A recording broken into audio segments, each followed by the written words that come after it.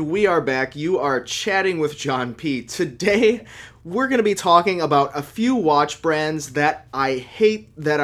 And before you jump to conclusions, what I mean by that is these are brands that many people love and enjoy, and on the numbers and on paper and even sometimes in real life, I also enjoy them, but for certain reasons, which I will fully explain for those of you interested and watching this. If you're watching this, you're probably interested. The reasons that I kind of hate the brand, though not always have. So, bit of a funny little topic here today. Gotta get this off my chest, but first, like and subscribe. I'm here, we're making videos, doing this for you. Let me, get a little higher there for you so you can see me better. But like and subscribe, do all that fun stuff, keep me going. It keeps me making these things for you. And also check out delraywatch.com, where honestly you can see some of these brands that I'm about to talk about as well. So let's run into it. Let me pull out my notes here. I actually took some notes on a phone bill. That's how economical and environmentally friendly Delray Watch is. We reuse, reduce, and recycle. So the first brand, Seiko watches. Okay, don't kill me for this. There's going to be someone in the parking lot with a pitchfork that's going to be waiting to disembowel me for saying this, but for the most part, I don't enjoy Seiko, and I'll tell you why.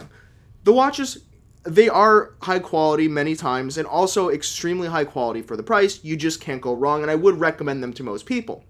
Though some people, including myself, just don't enjoy wearing them because they do sometimes take a little bit extra hand-holding, and for someone to fully enjoy them, you really do need to know a thing or two about them, and you also have to be willing to accept variances in the production quality. For example, some things like the chapter rings don't always align. It's really difficult to get them keeping perfect time when there is a problem. Sure, you can return them, but you still have to go through that process, and honestly, the quality control is just not that high, but for the price of anywhere between $100 to $1,000, not talking about Grand Seiko here, it's really difficult to have that type of level of fit finish on the watch and quality control. So for those reasons, I don't like them, and I wish that I did, because the brand offers just so many great options and offerings, especially for watch nuts, buffs, and collectors. I really wish I could get into it a little bit more, and I've tried, but maybe one of you can leave in the comments below a good Seiko suggestion that would get me deep into it. I've tried the SKX, it doesn't work for me.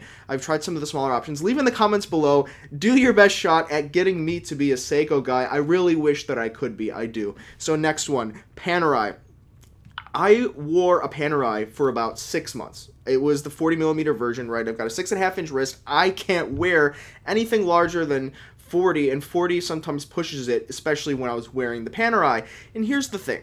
I enjoyed Panerai when they were on the up and up, on the rise in the early 2000s, and you had the, Stallones and the Arnies. Everyone was wearing these things, and that was interesting to me. You can't tell by the way I'm dressed and, the lack of muscle currently, but I used to be in bodybuilding, so I looked up to Arnold, and, he was wearing these Panerais, and of course I was drawn to them very earlier on in my collecting days.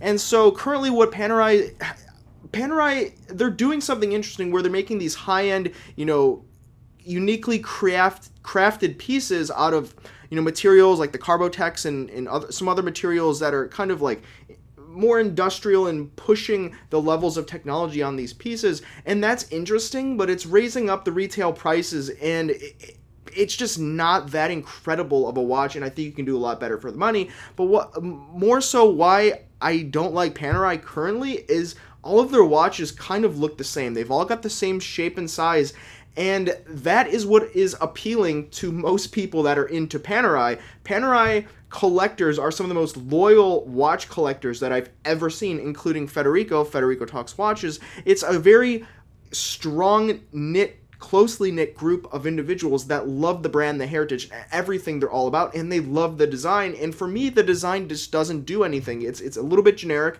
it's a little bit too industrial and tool watch for me personally, but I wish that I could be a part of it. I gave it a 6-month trial, and I did enjoy wearing the watch, but it just wasn't for me, and I noticed that all of the pieces look the same. So nonetheless, they make some great options and great offerings for the right type of guy, and I wish that I could be a Paneristi, but I can't, and I've tried.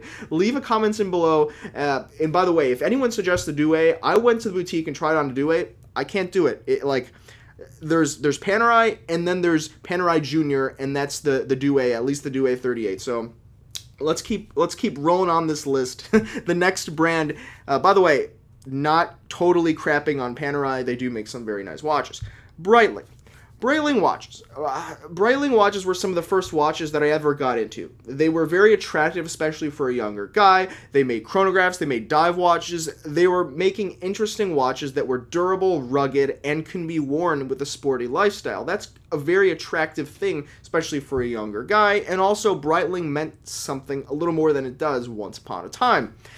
That's what got me into Breitling. But what got me out of Breitling was after I became a dealer and after I ingrained myself in the dealer networks and the partners and kind of the underworld of the watch scene, is that Breitling watches, they just trade at, unfortunately, at the dealer level, pennies on the dollar. Now, I don't want to say that if you have a Breitling, I'm telling you shouldn't have one, because they are very nicely constructed watches. The cases are some of the best cases that I've seen, especially at that price point, and certainly in the sports watch category, so I can't knock Breitling for that. And unfortunately, my business mind is what's keeping me from really wearing the Breitling watches, is that they just don't do a lot for you on that level. The Breitling watches, they trade so low, and because there's so many of them that were dumped on the market when the Asian investors purchased Breitling by proxy, it's just very difficult for me personally to get into that, knowing that factor. But if that's not an issue for you and you love to wear what you love, then certainly I could recommend Breitling. And I wish that I could set aside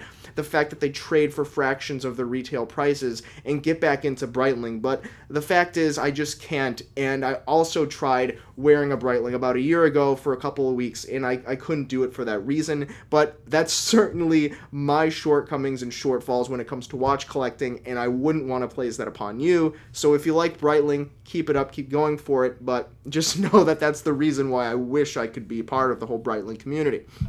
And lastly, this is a brand that I think is very, very undervalued and underrated for what they are, and that's why I really wish that I could wear these and enjoy them, and I just can't enjoy them personally, although I could recommend them because they are very high-end for the price. Certainly for the price. Ball watches. Now, ball watches have gone up, they've gone down, and one thing's for certain is they're in the more affordable spectrum of sports watches, especially for the technology that they offer. Ball watches are kind of known for these gas tubes that they were one of the first to put these things in on their dials, and these gas tubes allow the lume to just glow and shine and just last so much longer than a lot of the other materials that are used for the lume on some other brands. And so for those reasons, and as well as their case construction, it is top-notch for the price. I mean, even in their lower-end models, you can get them pre-owned for like $700 US dollars, and the case construction is just up there with something like a $2,000 pre-owned Omega,